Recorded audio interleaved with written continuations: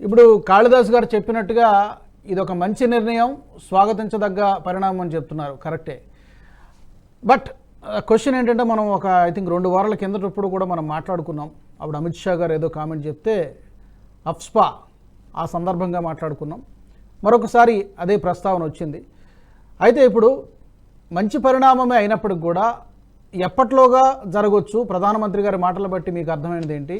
ఈ రాష్ట్ర హోదా అనేది ఎప్పటికల్లా ఇస్తారు? ఎన్నికలు ఎప్పటికల్లా నిర్వహించే ఆలోచనలో కేంద్రం ఉండొచ్చు? రెండోది, is it the right time to give state hood? ఇది సరైనటువంటి సమయమేనా? కాళిదాస్ గారికి, మీ ప్రేక్షకులకి అందరికీ నమస్కారం. రాజు గారు, ఈ విషయంలో నిజంగా రాబోయే రోజుల్లో ఎటువంటి నిర్ణయం తీసుకోబోతోంది ప్రభుత్వం అని చెప్పడం చాలా కష్టం. ఇప్పుడు ఎన్నికలు జరుగుతున్నాయి కాబట్టి ఎన్నికలలో చాలా వాగ్దానాలు చేస్తారు. అదే దృష్ట్యా ఆయన కూడా చెప్పడం జరిగింది. రెండవది, దీన్ని స్టేట్ని విభజించినప్పుడు లదాఖ్ని సపరేట్గా, జమ్మూ కాశ్మీర్ని సపరేట్గా ఉంచుతూ వీటిని స్టేట్ హోదా నుంచి యూనియన్ టెరిటరీ హోదాకి మార్చినప్పుడు అప్పుడే పార్లమెంట్ సాక్షిగా చెప్పడం జరిగింది, అక్కడ పరిస్థితులు మెరుగుపడ్డాక మళ్ళీ స్టేట్ రెస్టోర్ చేస్తామని చెప్పడం జరిగింది. కాబట్టి భారత ప్రభుత్వం ఎప్పుడోకప్పుడు రెస్టోర్ చేస్తుంది అన్న దాంట్లో ఎటువంటి సందేహం ఉండవలసిన అవసరం లేదు. కానీ ఎప్పుడు చేస్తారు అన్న దాంట్లో చాలా సందిగ్ధత పరిస్థితి ఉన్నది. సుప్రీంకోర్టు ఏం చెప్పిందంటే, రాబోయే సెప్టెంబర్లో, అంటే ఇప్పుడు మనం ఏప్రిల్లో ఉన్నాము, ఇంకొద్ది నెలల్లో 4-5 నెలల్లో సెప్టెంబర్ లోపు అక్కడ ఎన్నికలు జరిపించండి అని చెప్పి వాళ్ళు చెప్పడం జరిగింది. సెప్టెంబర్ లోపల చేస్తామన్నట్టుగానే సూచనలు ఇచ్చారు వాళ్ళు, ఎవరో ప్రభుత్వం కానీ ఎలక్షన్ కమిషన్ కానీ. ఎలక్షన్ కమిషన్ మొన్న సార్వత్రిక ఎన్నికల అనౌన్స్మెంట్ వచ్చినప్పుడు కూడా ప్రశ్నలు వేస్తున్నప్పుడు జర్నలిస్ట్ దాన్ని అడిగారు, మరి ఆంధ్రప్రదేశ్కిను తర్వాత ఇతరత్ర అరుణాచల్ ప్రదేశ్కి ఇటువంటి కొన్ని 3-4 స్టేట్స్కి మీరు అసెంబ్లీ ఎన్నికలు కూడా పార్లమెంట్ ఎన్నికలతో సహా మీరు సైమల్టేనియస్ గా చేస్తున్నారు కదా, మరి జమ్మూ కాశ్మీర్ ఎందుకు చేయట్లేదు అని అడిగారు. దానికి సమాధానం ఏం చెప్పారంటే, జమ్మూ కాశ్మీర్ అన్నది ఇప్పుడిప్పుడే దాని గురించి సుప్రీంకోర్టు కూడా జడ్జిమెంట్ వచ్చింది, మేము కూడా అసెంబ్లీ వారీగా మేము దాన్ని మళ్ళీ చూసుకోవాలి, మాకు చాలా పనులు ఉన్నాయి దాంట్లో, ప్లస్ సెక్యూరిటీ ఆపరేటర్స్ కూడా ఇప్పుడు ఏంటంటే మేము 2 సైమల్టేనియస్ గా జరిగించగలిగినటువంటి మాకు క్షమత ఉందా లేవని చెక్ చేసుకోవాలి మేము, మాకు ఎనీవే సుప్రీంకోర్టు సెప్టెంబర్ దాకా టైం ఇచ్చింది కాబట్టి తప్పకుండా ఆ దిశగా మేము ఆలోచన చేస్తాం ఇది అయిపోయిన తర్వాత అని చెప్పి వాళ్ళు దాటేశారు. సో ప్రభుత్వం కూడా ఏంటంటే చెయ్యము అని చెప్పట్లేదు, కానీ ఎప్పుడు చేస్తారు, ఎలా చేస్తారు అన్న దాంట్లో వాళ్ళు కొంత గ్యాప్ వదిలేసి మన ఆలోచనకు వదిలేశారు వాళ్ళు. ఇప్పుడు చూస్తే కనుక మోదీ గారు కూడా ఏం చెప్పారంటే, ఎన్నికలు జరుగుతాయన్న, ఎప్పుడు జరుగుతాయని చెప్పలేదని. కాబట్టి ఇవన్నీ కూడా స్టేట్ రూట్ ఇచ్చి ఎన్నికలు జరుగుతాయా, ఇవన్నీ కూడా ప్రశ్నలే. నా అంచనా ప్రకారము ఇప్పుడు రాబోయే ఎన్నికలు ఎప్పుడు వస్తాయో మనకు తెలియదు, ఆగస్టులోనే సెప్టెంబర్లోనే ఎప్పుడు వస్తాయో నాకు తెలియదు. వచ్చినప్పుడు యూనియన్ టెరిటరీ స్టేటస్ గానే ఎన్నికలు జరుగుతాయని నేను భావిస్తున్నాను. అంటే స్టేట్ హుడ్ ఇవ్వకుండా అసెంబ్లీ ఎన్నికలు నిర్వహించడం సాధ్యమే టెక్నికల్ గా? కరెక్ట్. ఇప్పుడు మన ఇన్స్టెన్స్ పాండిచ్చేరి ఉన్నది, అలాగే మనకు ఢిల్లీ ఉన్నది, ఇటువంటి ప్రాంతాలు ఏవైతే ఉన్నాయో అవి యూనియన్ టెరిటరీలో అక్కడ ఎన్నికలు కూడా జరుగుతాయి. ఫర్ ఇన్స్టెన్స్ ఈవెన్ మనకు అండమాన్ నికోబార్ ఐలాండ్స్ కూడా ఎన్నికలు జరుగుతాయి. గత ఒక 5-6 ఏళ్ల క్రితం, ఆల్మోస్ట్ 10 ఏళ్ల క్రితం తెలుగుదేశం పార్టీ ఇక్కడ 3-4 కౌన్సిలర్స్ కూడా గెలుచుకున్నారు. ఇక్కడ మన అండమాన్ నికోబార్ ఐలాండ్స్ తెలుగు వాళ్ళ సంఖ్య చాలా గణనీయంగా ఉంటుంది అక్కడ. సో అందుకని ఇటువంటివన్నీ కూడాను మనకు ఏమంటారంటే పరిస్థితుల బట్టి వాళ్ళు ప్రభుత్వం నిర్ణయిస్తుందని మనం అర్థం చేసుకోవాలి. ఎందుకంటే ఇమ్మీడియట్ గా వాళ్ళకి మొత్తం స్టేట్ హుడ్ ఇచ్చేస్తే బహుశా ఆర్టికల్ 370ని సరళించి దాన్ని అమెండ్ చేసినందువల్ల వచ్చేటువంటి లాభాలు రాకపోవచ్చు, దానివల్ల మనకు ఇబ్బందులు వచ్చేటువంటి ప్రమాదం ఉండొచ్చు. అందుకని ఆచితూచి వ్యవహరిస్తారు. ఫస్ట్ దాన్ని బహుశా యూనియన్ టెరిటరీ స్టేటస్ కిందనే ఎన్నికలు పెడతారు. ఎన్నికలు పెట్టి ఒక 5 ఏళ్ళలో 10 ఏళ్ళలో నడిచిన తర్వాత అక్కడ ఫుల్ కంట్రోల్ తీసుకొని law and order, for instance కేంద్ర ప్రభుత్వం చేతిలోనే ఉంటుంది, అది లా అండ్ ఆర్డర్ వాళ్ళకి ఇవ్వరు. ఫర్ ఇన్స్టెన్స్ మనకు తెలుసు. కానీ మరి అమిత్ షా గారు జమ్మూ కాశ్మీర్ శాంతి భద్రతల్ని చూసుకోగల సామర్థ్యం అక్కడ స్థానిక పోలీసులకు ఉంది, ఇక ఆర్మ్డ్ ఫోర్సెస్తో పని ఉండలేదు అన్నది కేవలం వాళ్ళని ఏదో ఒక విధంగా కాన్ఫిడెన్స్, మోరల్ సపోర్ట్ ఇవ్వడం కోసం అన్నారు అనుకోవచ్చు. అది దానికి దీనికి సంబంధమే లేదండి.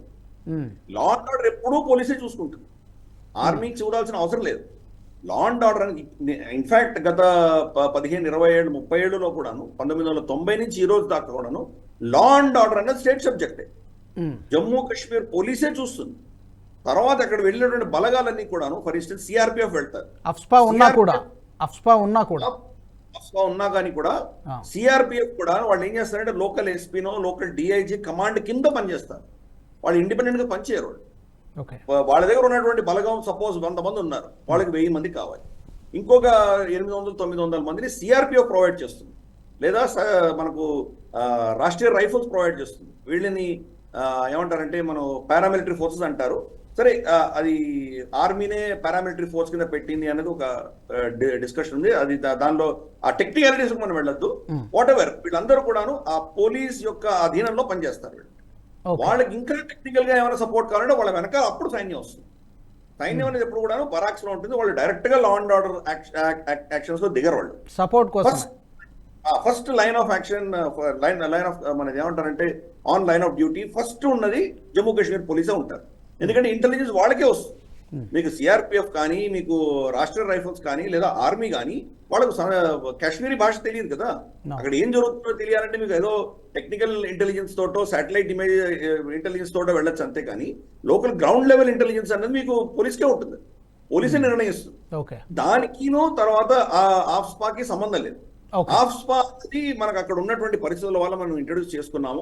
అది వేరే ఆర్గ్యుమెంట్. ఎప్పుడు తీసేయాలి ఎప్పుడు తీసేయకూడదు అన్నది అక్కడ ఉన్నటువంటి పరిస్థితుల ఆధారంగా నిర్ణయిస్తారు. ఫర్ ఇన్స్టెన్స్ మనకు ఇప్పుడు ఛత్తీస్గఢ్ తీసుకుందాం, లేదా మనకు జార్ఖండ్ తీసుకుందాం, ఇటువంటి ప్రాంతాలు, లేదా ఒడిశా తీసుకుందాము, లేదా ఈవెన్ ఆంధ్రప్రదేశ్ లో ఉన్నటువంటి మన్య ప్రాంతాలు తీసుకుందాం. ఇక్కడంతా కూడా నక్సలిజం ప్రభావం ఉంది కదా, అక్కడేం ఆఫ్స్పా లేదే.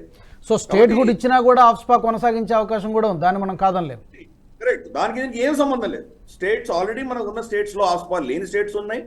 మనకు స్టేట్ హుడ్ ఉన్నటువంటి మణిపూర్ లాంటివో ప్రాంతాల్లో, నాగాలాండ్ ప్రాంతాల్లో ఆఫ్స్పా ఉన్న స్టేట్స్ కూడా ఉన్నాయి. కాబట్టి స్టేట్ హుడ్ కి దీనికి సంబంధం లేదు ఒకటి. రెండవది, ఎన్నికలు స్టేట్ హుడ్ కి ఎన్నికలకి సంబంధం లేదు. యూనియన్ టెరిటరీ కిందే ఎన్నికలు నిర్వహించవచ్చు వాళ్ళు. సో ఈ రెండింటికి అస్సలు దీనికి దానికి సంబంధమే లేదు.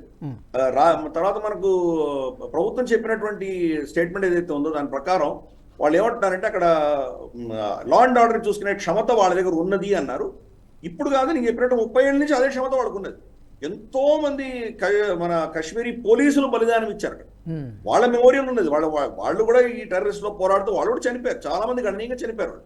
కాబట్టి ఏదో బయట నుంచి వెళ్ళి మనమే కాపాడాలి, లేకపోతే అక్కడ మొత్తం రాడికలైజ్ అయిపోయింది అనుకోవడం కూడా చాలా తప్పది.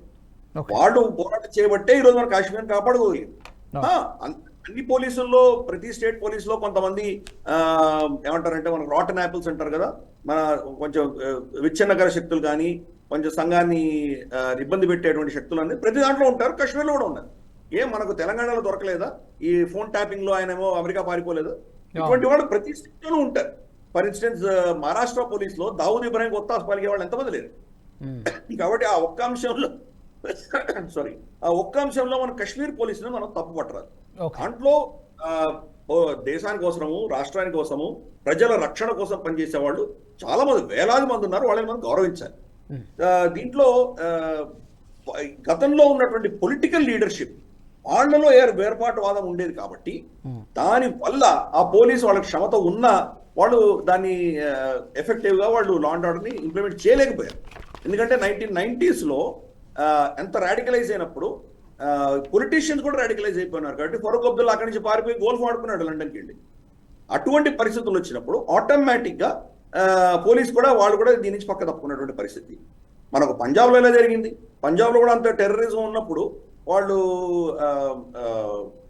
పోలీసులు నిజంగా ఎఫెక్టివ్గా దాన్ని హ్యాండిల్ చేయలేకపోయారు. చాలా మంది పోలీసులు టెర్రరిస్ట్ కొత్త పడుతూ ఉండేవాడు. ఎప్పుడైతే కేపీఎస్ గిల్ లాంటి వ్యక్తి వచ్చాడో ఆయన వచ్చి స్ట్రిక్ట్ గా పనిచేసినప్పుడు అదే పోలీసు ఎఫెక్టివ్ గా మొత్తం టెర్రరిజాన్ని తుడిచిపెట్టగలిగారు. కాబట్టి పోలీసులు ఎప్పటికీ ఎఫెక్టివ్నెస్ అనేది వాళ్ళ గొప్పతనం, వాళ్ళకు ఉన్నటువంటి క్షమత వాళ్ళకు ఉంటేనే ఉంటుంది. దానిపైన ఉన్నటువంటి పొలిటికల్ లీడర్షిప్, వాళ్ళకి ఎటువంటి లీడర్షిప్ ఇస్తారన్న ఆధారంగా వాళ్ళు నిజంగా దాన్ని ఎఫెక్టివ్గా కంట్రోల్ చేయగలరా లేదా అన్నది నిర్ణయిస్తాం మనం. అది అప్పుడు అలాగే చేయగలరు. కాబట్టి ఇప్పుడు ఉన్నటువంటి పరిస్థితుల్లో ఇవన్నీ పొలిటికల్ స్టేట్మెంట్స్ కింద నేను భావిస్తాను. నేను దీంట్లో అంత లేదు. నిజంగా ఆ సమయం వచ్చినప్పుడు, ఆగస్టు సెప్టెంబర్ వచ్చినప్పుడు ఫోర్సెస్, మన ఇంటెలిజెన్స్ వర్గాలు, పోలీసు, ప్రభుత్వము, ఆర్మీ వీళ్ళందరూ కలిసి కూర్చొని వాళ్ళు అక్కడ ఉన్నటువంటి సిచ్యుయేషన్ ని అసెస్ చేస్తారు. ఇప్పుడు యాక్చువల్ సీజన్ మొదలైంది, వాళ్ళ టూరిజం సీజన్ మొదలైంది. గత 3 సంవత్సరాల్లో ప్రతి సంవత్సరం 40 to 50 లక్షలు ముందు సంవత్సరం కంటే ఎక్కువ టూరిస్టులు వెళ్తున్నారు అక్కడికి. 3 ఏళ్ల క్రితం 1 కోటి మంది వెళ్ళారు. పోయిన సంవత్సరం 1.5 కోటి పైబడి వెళ్ళారు. ఈ సంవత్సరం 2 కోట్ల పైబడి వెళ్తారని వాళ్ళు భావిస్తున్నారు. దీని దృష్ట్యా అక్కడ కనుక సెక్యూరిటీ ఇష్యూస్ ఏమి గొడవలు లేవు అంటే, అంతా బాగానే ఉంది అనుకుంటే, అప్పుడు బహుశా ఎన్నికలకు వెళ్ళేటువంటి ప్రయత్నం వాళ్ళు చేసేటువంటి అవకాశాలు ఉన్నాయి. కాబట్టి ఇవన్నీ కూడా ఏంటంటే ఎప్పుడు ఎన్నికలు నిర్వహిస్తాం అనుకుంటున్నారో అప్పుడు ఉన్నటువంటి పరిస్థితుల ఆధారంగా నిర్ణయిస్తారు. ప్రస్తుతానికైతే మాత్రం యూనియన్ టెరిటరీ ఎన్నికలే ఉంటాయి.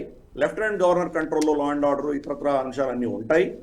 క్రమేపీ ఇది 1 or 2 టర్మ్స్ చూసిన తర్వాత బాగానే ఉంది, ఇది నార్మలైజ్ అయిపోయింది అన్నటువంటి ఒక కాన్ఫిడెన్స్ వచ్చిన తర్వాత అప్పుడు దాన్ని మళ్ళీ స్టేట్హుడ్ ఇచ్చేటువంటి ప్రయత్నం చేస్తారు. కానీ ఇప్పటిలో స్టేట్హుడ్ వస్తుందని నేను భావించాను.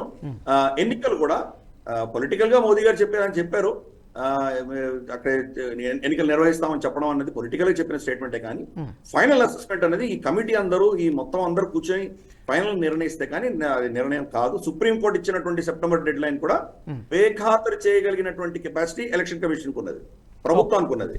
అల్టిమేట్ గా అక్కడ పరిస్థితులు మొత్తం క్షీణించిన తర్వాత ఎన్నికలు పెడితే కనుక అక్కడ పరిస్థితి ఏముంటుందో మనకు తెలియదు. దానికి సుప్రీంకోర్టు బాధ్యత తీసుకోలేదు. అడ్మినిస్ట్రేషన్ ఎలక్షన్ కమిషన్ నిర్ణయించవలసినటువంటి విషయాలు అవన్నీ. కాబట్టి ఇది మనం ఎలక్షన్ సీజన్ కాబట్టి పొలిటికల్ స్టేట్మెంట్ ఏదైనా భావిద్దాం. అల్టిమేట్ గా అక్కడ ఎన్నికలు జరుగుతాయి అన్న విషయం కూడా ఎవరు కాదనలేదు. అది ఎప్పుడు అనేది చూడాల్సి ఉంది. ఓకే, ఈ వీడియో మీకు నచ్చినట్టయితే లైక్ చేయండి, 10 మందికి షేర్ చేయండి. అలాగే కామెంట్ల రూపంలో మీ అభిప్రాయాలను మాతో పంచుకోండి. Nationalist hub group of channels ను సబ్స్క్రైబ్ చేసుకుని తెలుగునాట జాతీయవాద జర్నలిజాన్ని ప్రోత్సహించండి. ఈ వీడియో కింద ఉన్న బెల్ ఐకాన్ పై క్లిక్ చేయడం మర్చిపోవద్దు.